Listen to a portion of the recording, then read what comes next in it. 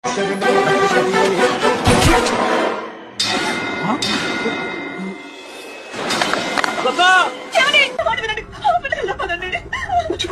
గుడికొచ్చి మనం ప్రసాదం తినకుండా ఎప్పుడైనా వెళ్ళావా?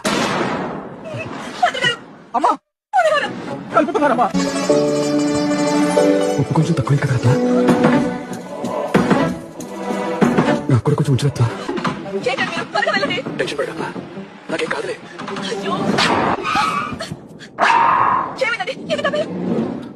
నువ్వు సీట్ బెల్ట్ వేసుకోవడం మర్చిపోయాను.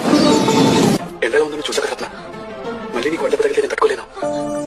నాగరత్న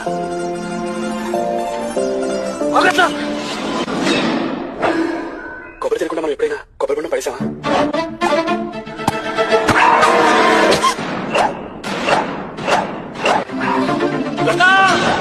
సార్ అవికేం కాదండి, మీరు ముందు ఫస్ట్ ఎయిడ్ తీసుకోండి.